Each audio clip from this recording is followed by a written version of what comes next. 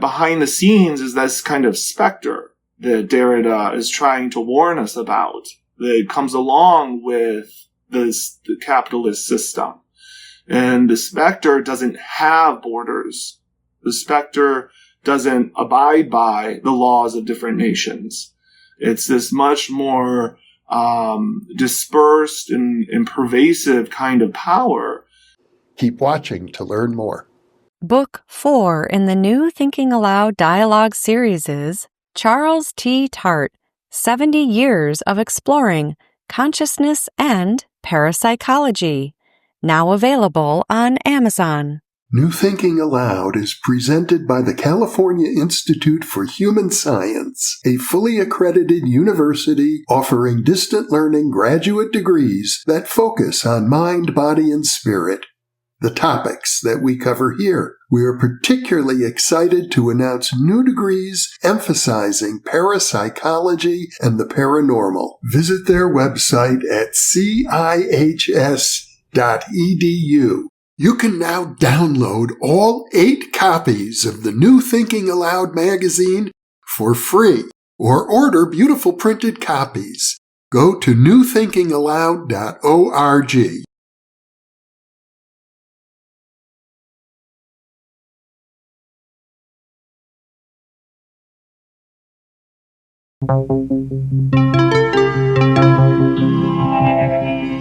Thinking Aloud.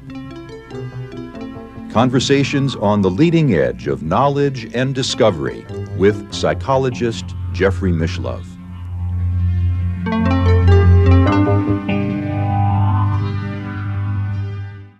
Hello and welcome. I'm Jeffrey Mishlove. Today, we're going to look at philosophical specters, hauntings, and exorcisms.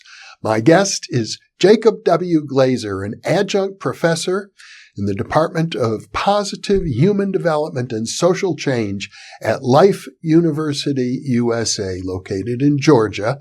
He's also an online adjunct professor in the Department of Applied Psychology at New York University Steinhardt campus. In addition, he's a licensed counselor with a background in parapsychology. Jacob is the author of Arts of Subjectivity, a new animism for the post-media era. This is really going to be an in-depth exploration of some of the nuances of the deconstructionist movement in philosophy and the postmodernist, post-structuralist philosophy of Jacques Derrida. Now, I will turn to the internet interview. Welcome, Jacob. It's a pleasure to see you once again. Hi, Jeff. Good to be with you. Your work, I think, is very unusual for a parapsychologist in that you're delving quite deeply into European philosophy, phenomenology, post-structuralism, postmodernism, where the terms that are familiar to parapsychologists, such as specters, hauntings, and exorcism, are used in a philosophical context. And it strikes me that the two contexts are not completely unrelated from each other. Yeah, that's right, Jeff. I think that, in parapsychology, we see some of these concepts as more material, maybe more concrete, as entities that actually may or may not exist in the world. And I think, what we do philosophically is we use these as kind of metaphors in some ways and try and explore how these metaphors or concepts can kind of help shape thinking and thinking about abstract concepts like time, economic systems, even space. And I think, what we're going to get into today, Derrida does a really good job of that in his book, Specters of Marx. He refers, I understand, to the opening lines of the Communist Manifesto published in the mid-19th century, in which Marx and his co-author Engels write that a specter is haunting Europe. That's right. That's that famous line. That famous line in the Communist Manifesto. And I think, Derrida runs with that. He takes that and he kind of, in the spirit of deconstruction, which is his kind of philosophical project that he inaugurates, he, explores how that sentence that a specter is haunting Europe, how that might be very literal in some ways. And the way he does that is through his understanding of temporality. I understand he also points out that, interestingly, Marx himself was influenced by Shakespeare, and Shakespeare in many of his plays, particularly Hamlet, uses specters as a dramatic ploy. Yes, indeed. And there's this, I think there's this interesting element that the trope or the metaphor of a specter has for thinking about complex ideas like time and space, and it's this what Derrida calls an absent presence. So the specter's there, right? The specter's there in a certain sense, but it also kind of alongside that specific sense, the specter is also absent. And so it's not, strictly speaking, I suppose, a contradiction, right?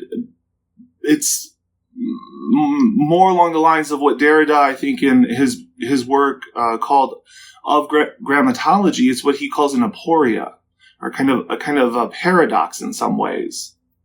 Well, I think paradox is very important. It has the same root as parapsychology, and it suggests, when I first got my doctoral degree in parapsychology, Science News ran a story calling me the first of the paradox.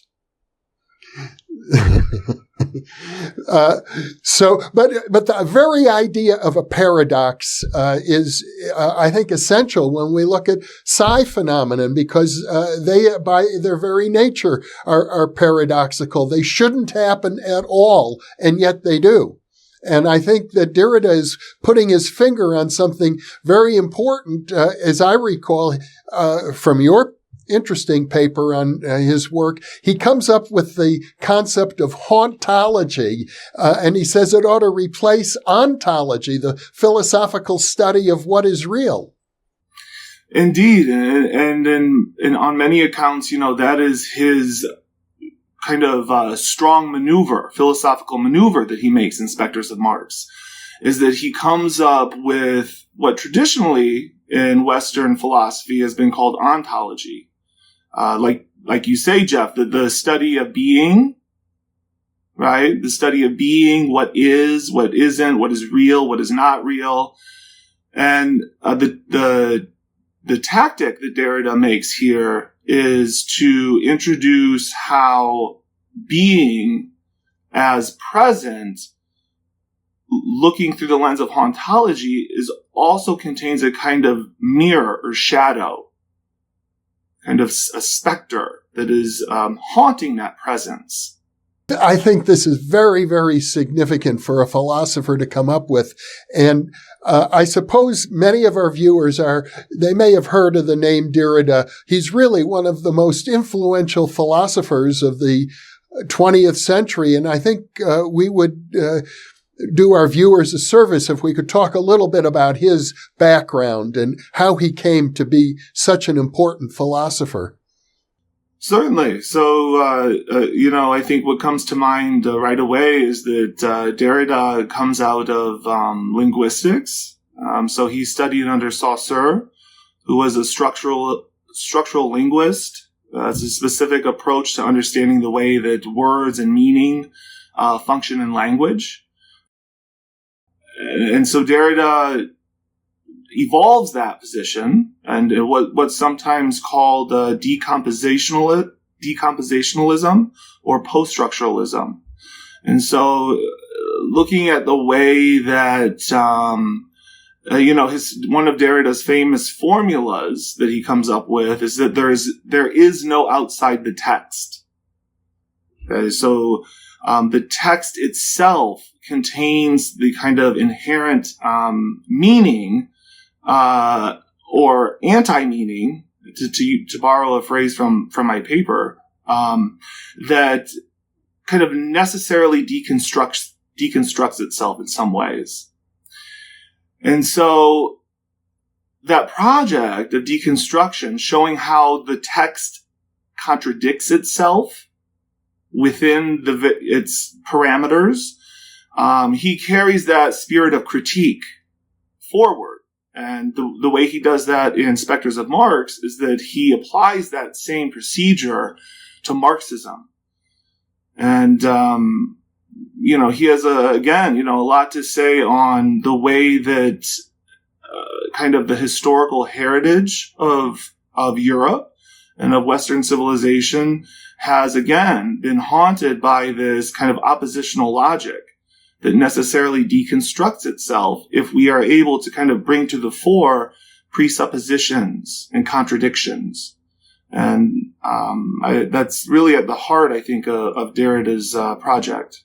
My understanding is that he wrote The Specter of Marx at a time when, after the fall of the Soviet Union, at a time when many thinkers were saying communism is dead for all intents and purposes. And what Derrida was trying to maintain is that the communist critique of capitalist society is not at all dead. Even if communism per se is dead, the critique of capitalism is stronger than ever.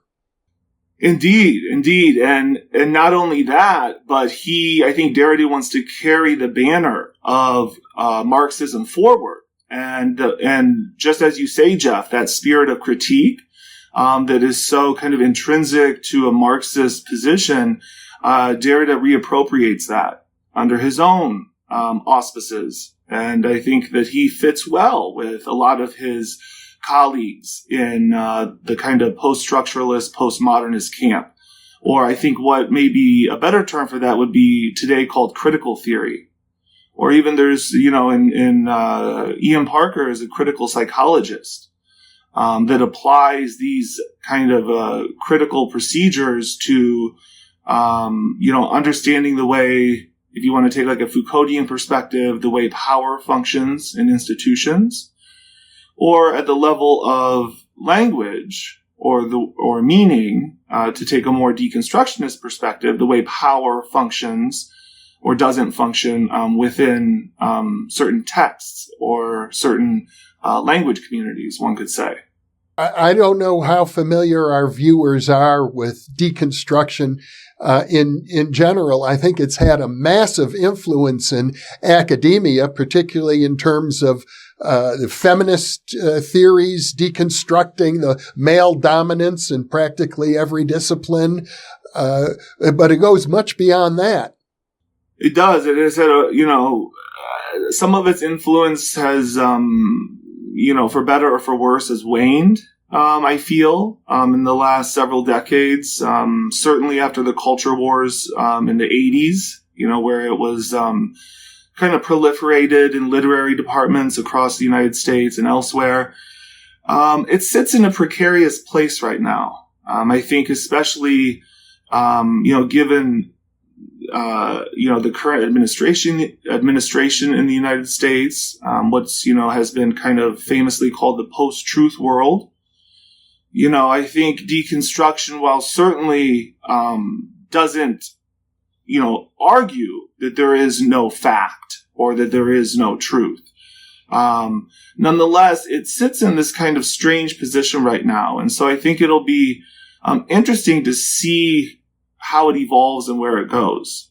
But nonetheless, Jeff, I think you're certainly right that feminists, critical race theorists, if we want to talk about, present realities going on right now, critical race theorists have used the methods and procedures of deconstruction along with queer theorists to look at the way that power is inherited by a very specific, in some ways, group of people, or it's carried along through certain social institutions or certain ways of doing language, would be a different way to put that. I mean, I am under the impression that the postmodernists have taken the position that there is no such thing as a bedrock absolute truth. Would you disagree with that? I would. I would because I believe it depends, to do a very, to be rigorous and nuanced in our thinking. I think we have to look at the specific theorist or philosopher or author that we're talking about. It may be a red herring to say that, postmodernists reject all truth claims, but, I've heard the kind of, cliched argument that claim in itself is a universalist claim. So to claim that, all truth claims are rejected is making a substantive claim in itself. So it contradicts itself in some ways, but, I think postmodernism has gotten a bad rap.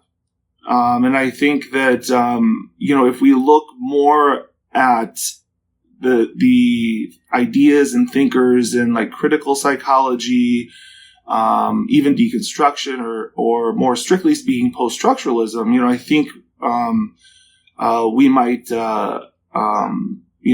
find better results. It does seem to me that what Derrida is suggesting by the word hauntology, and I think it's amazing how many words Derrida has coined himself. And I think you're engaged in a similar project. I'm pretty sure your writing also coins a few words along the way.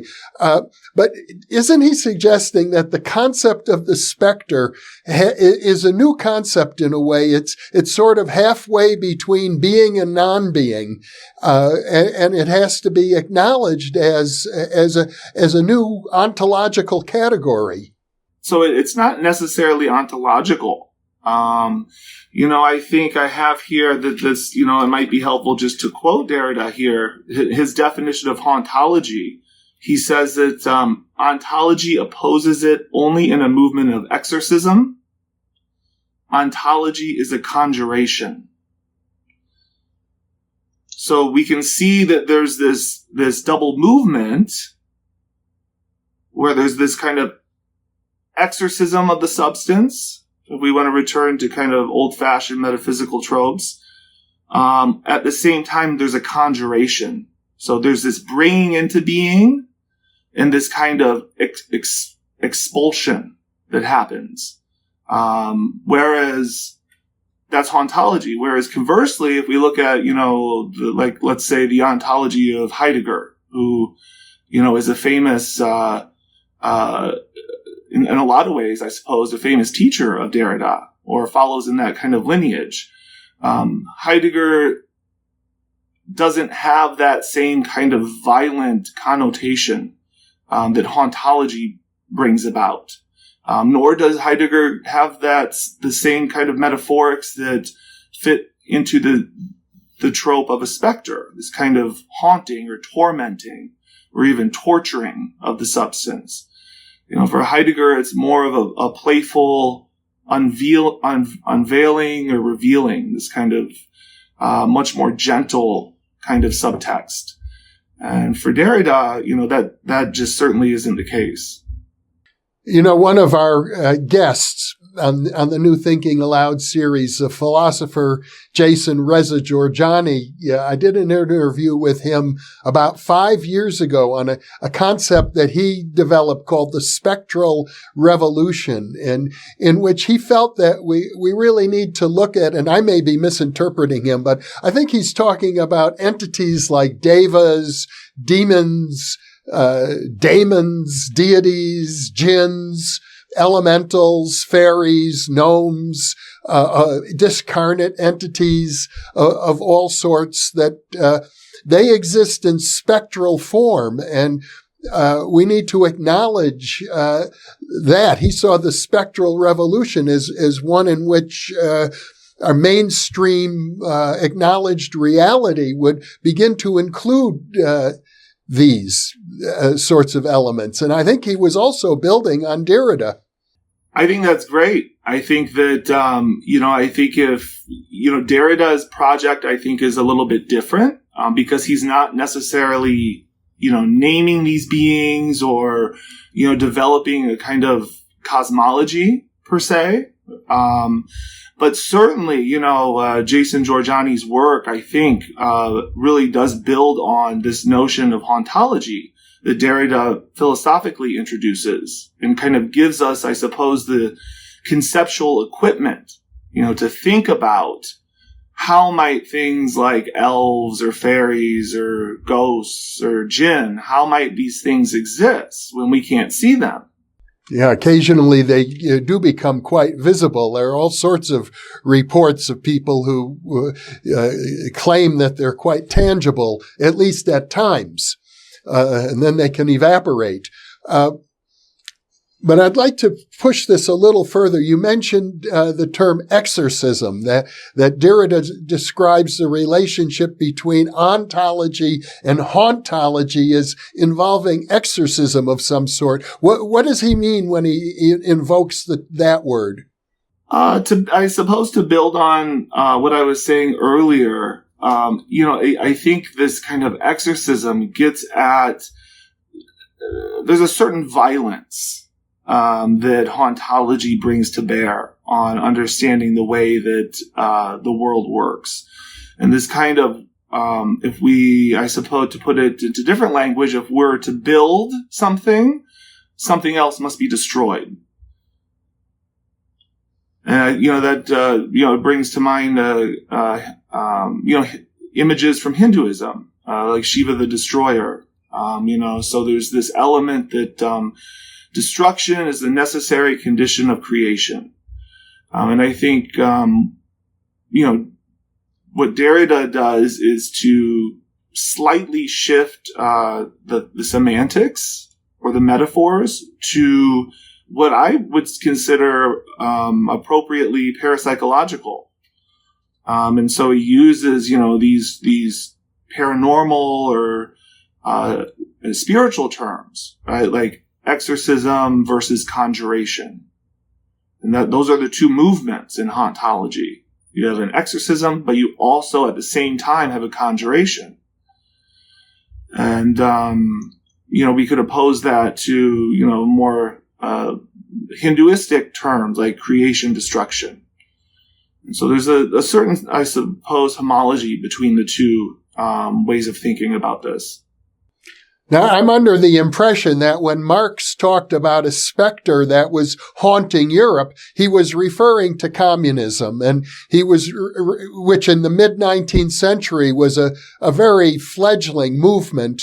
So maybe he was giving himself a little too much credit when he said it's haunting Europe. And I think he goes on to say that the capitalist regimes and monarchies and so on that were active in Europe at that time were trying to exorcise the specter of communism. And now, writing in the present, after the fall of the Soviet Union, Derrida is sort of suggesting that, well, communism may have been exorcised, but the specter still remains. Certainly. And I think, Derrida develops that further in Specters of Marx. And it's a concept he comes up with that I employ in my paper called global Latinization. So how we have the colloquial term of globalization. We think about how globalization has swept the world through technology, media, capitalism, so on and so forth. Well, Derrida comes up with this term global Latinization. So the world is, and this is where elements of what is kind of elements of religion or what is more theoretically called messianism come into play. Derrida's examination of messianisms through the various earth religions, right? Like the expectation of a coming Messiah. And he sees he doesn't use the word globalization, but global Latinization grounds the kind of entrapment of the world in a religious sense. So there's a Christian, more specifically really, a Christian root that has kind of flared up and has encircled the planet and is in a lot of ways, I suppose, strangling the planet to death.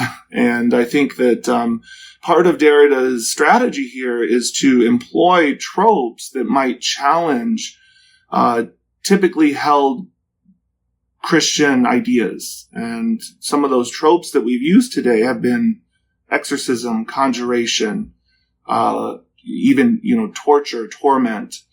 And so I think that, I think Derrida's very, very aware of that. And I think his project in Specters of Marx is specifically to try and deconstruct how the concept of messianism, or this kind of how we wait for the Messiah. And this is where his notion of temporality comes into play.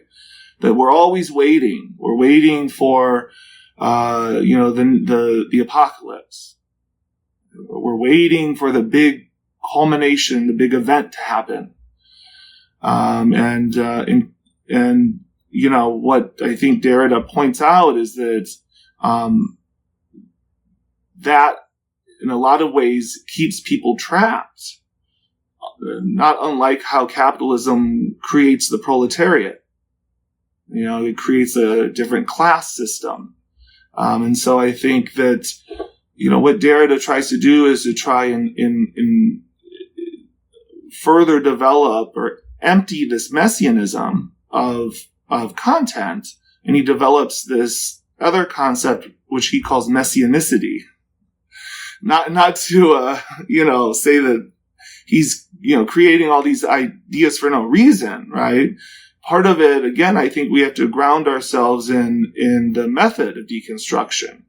And this is this kind of countering, using, metaphors or different figures to challenge kind of concretized notions that have been sedimented in language and in discourse. And so that's what Derrida is doing here. I think he's also ties this to the concept of justice, that people think, someday in the future, the Messiah will come and there will be a reckoning and all of the wrongs will be corrected. Is he there by trying to suggest, no, that we have to work harder to correct those wrongs to find justice in the here and now and not wait to some distant future time? Is that what he's getting at? I think that's a great practical and pragmatic way to put it, Jeff. That we, this kind of idea of just waiting, deferring kind of social justice, deferring social action, I think is pathological. And I think Derrida is pointing that out. And not only is it pathological, but it's intrinsic. He makes this claim in Specters of Marx that this kind of anticipation is intrinsic to capitalism. And so if we just wait, we'll, gather enough money so that we can safely retire. It's this kind of passivity, I think, that creates this kind of the labor class, And so I think that to demand social justice now is, I think part of what Derrida is getting at with trying to critique the kind of time structure of messianism. There's a sense that I have that many people who are unhappy with the idea of the New World Order are basing their thinking on Derrida, because in a sense, the New World Order is represented, especially the way it was used by George H.W. Bush, as, the triumph of capitalism over Marxism. and the idea that we are now in a global culture which is capitalist, and the marketplace is now global, and everybody will have color TVs and cell phones, and Derrida is pointing out, we're still destroying the planet. We still have huge masses of people who are starving, and the social problems that capitalism has created are stronger than ever. I think he even goes so far as to say the world has never been in worse shape. You're right. And he calls this the New World Order. And so the term Derrida uses is the New International.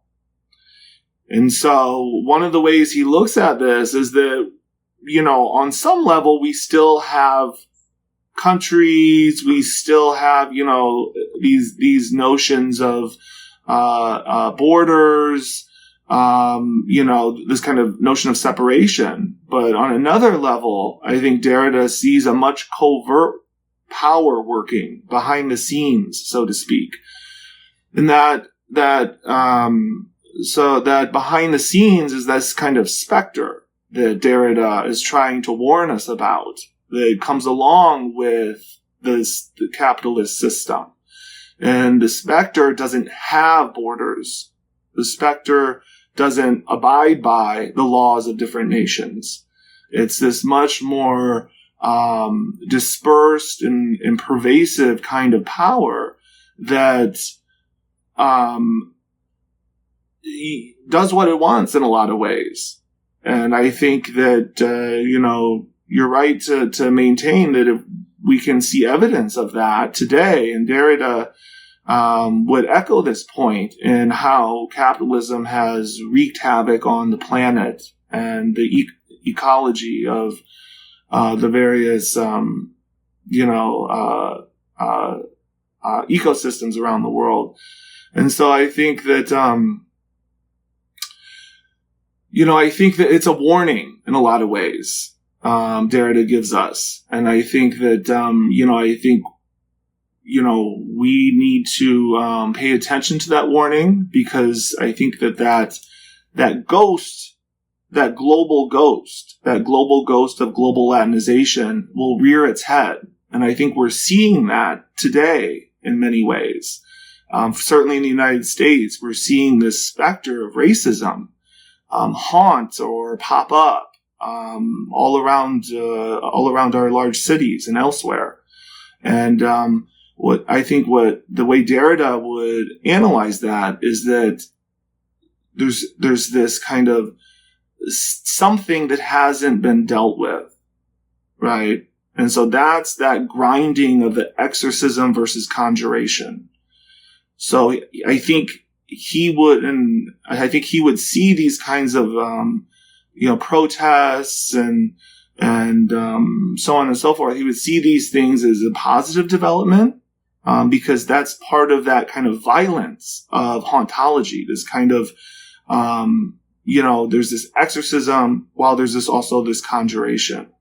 And so I think that ghost, or that specter, that global ghost, is rearing its head in a lot of ways. And it'll be both interesting and scary, to stick with the metaphors that Derrida uses, to see, how this is going to kind of play out.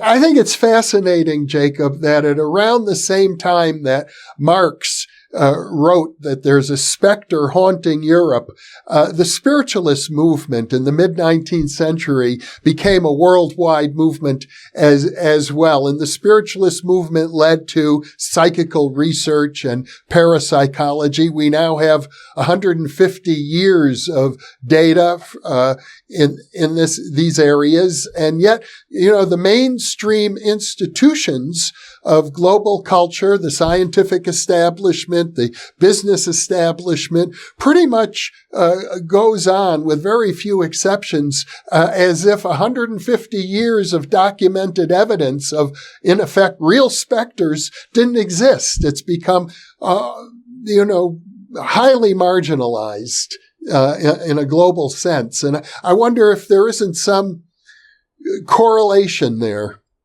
there's a certain tradition or heritage, what Derrida calls phallogocentrism. I know that's a mouthful to get a hold of, but there's this,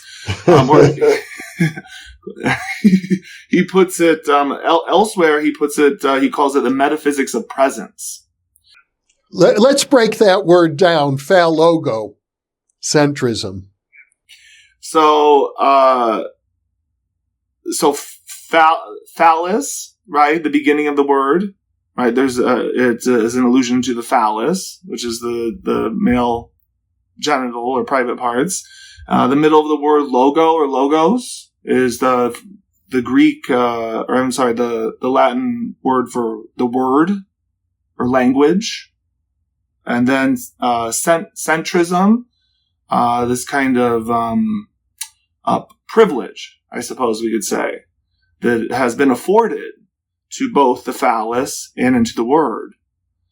And so, again, that's one of those kind of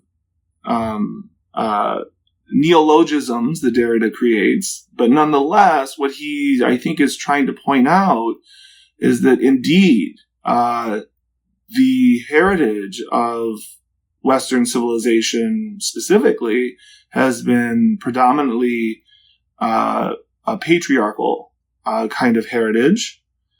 And it also has privileged writing over speech.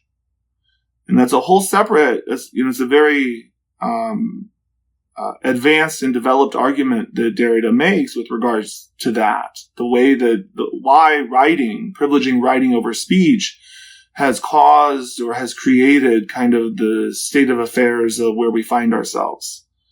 And he goes into that quite a bit, but, nonetheless, I think the way that, to return to your comment or your question, Jeff, the way that phallogocentrism relates to the kind of ostracization of paranormality, is that certainly from the Enlightenment on, there has been a certain privilege afforded to certain methods of science, what we would call scientism. Specific kinds of experiments are taken to be more true than others. And, certainly with the rise of qualitative research, this has been a great advance, in my opinion, for, parapsychology and for the study of the paranormal, that we take seriously the stories and the narratives and the experiences, the lived experiences of claimants and participants. And, I think that data is just as valid, if not more valid, than the quantitative data that the physicalists or the experimentalists gather. And so, it would take a bit to kind of sustain that argument. But I think the way that Derrida would kind of enter that pathway would be through this understanding of phallogocentrism that is intrinsic to Western thinking.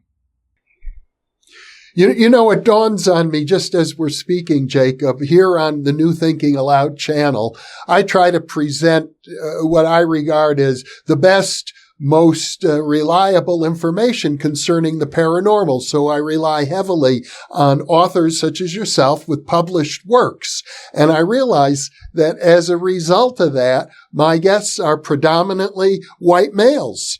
Overwhelmingly, as a matter of fact, white males. And today I was looking at a book written by a Native American who grew up on the Pine Ridge Reservation. He's had extremely profound experiences, but he doesn't have a doctoral degree like you have or like I have. And so his book is full of all sorts of grammatical mistakes and constructions that I would normally regard as unacceptable, not the King's English. And I'm beginning to rethink that maybe, by relying so heavily on people whose works have been published in books, I may be excluding very important segments of people's experience.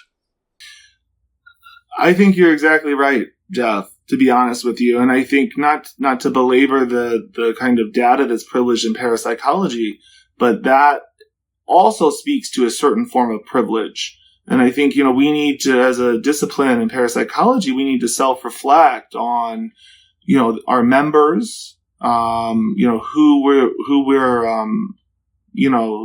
holding up as colleagues, do we have diverse voices? And if we don't, then what does that say about our discipline? And what does that say maybe about our kind of presuppositions, our methods?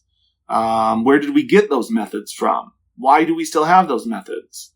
And so I think, yes, absolutely. I have been afforded a very privileged place, and that has allowed me great advantage to be able to graduate with a PhD. And because I have done that, I have a certain standing. And I think, even to return to the level of writing that you brought up a bit ago with regard to the Native American author, Derrida would certainly see the kind of policing of grammar and diction and syntax and all of those things that you pointed out as a function of the very kind of phallogocentrism, or the kind of power structure that keeps people subjugated. And so Derrida, I think, would be on our side on this. And I think that, I think to listen to the stories and to read the stories of people that don't fit into a specific language community, right? And what I mean by that, aren't able to write a certain way, so on and so forth. I think we have to put forth the effort to do that, because we're not taught to do that, unfortunately. Another thought that came to me in the course of our conversation is this battle that you pointed out between exorcism and conjuring. It strikes me that there are a lot of elements in our culture, and probably parapsychologists are amongst them, where we don't like to admit it, but we're actually endeavoring to conjure up a world in which psychic functioning is accepted and acknowledged. And those people who call themselves skeptics and rationalists, and we label them as following the dogma of scientism, they're trying to exorcise that world. They don't want such a world. They think it's the rising tide of superstition. They want to banish it. And it seems as if that's really the great metaphysical battle that's going on in our culture, and it has been going on for the last 150 years. Absolutely. And I think, what hauntology has to say about that is that the more you kind of battle against it, the more that specter returns to haunt. And so, there's this, again, this back and forth of exorcism and conjuration. But, nonetheless, if we look to, a different project outside of deconstruction, developing maybe a certain worldview or cosmology that, can be found in the work, in like paraanthropology. I'm thinking about different forms of animism. Even in my book, The Arts of Subjectivity, I try and, sketch a way of looking at the world through a kind of animistic lens. And that just means the way that we are intertwined with spirits and different beings that we can't necessarily see. And so while Derrida doesn't do that, he gives us the tools to kind of bring about that, what Jason Giorgiani calls a spectral revolution. Well, Jacob Glazier, this has been a very exciting, interesting, profound conversation. I'm delighted to be able to share it with our viewers. You have a very unique and I think significant perspective on the world, Jacob. Thank you so much for being with me. Good to be with you, Jeff. And for those of you watching, thank you for being with us.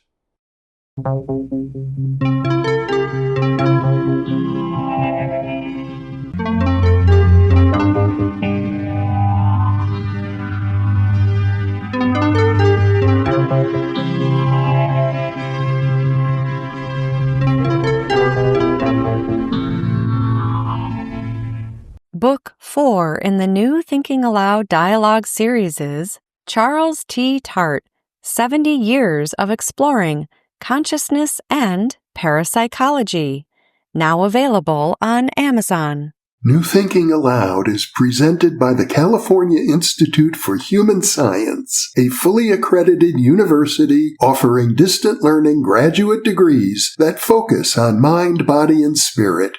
The topics that we cover here. We are particularly excited to announce new degrees emphasizing parapsychology and the paranormal. Visit their website at cihs.edu. You can now download all 8 copies of the New Thinking Aloud magazine for free, or order beautiful printed copies. Go to newthinkingaloud.org. For early access to our videos and live stream events, sign up for our free weekly newsletter at newthinkingaloud.org.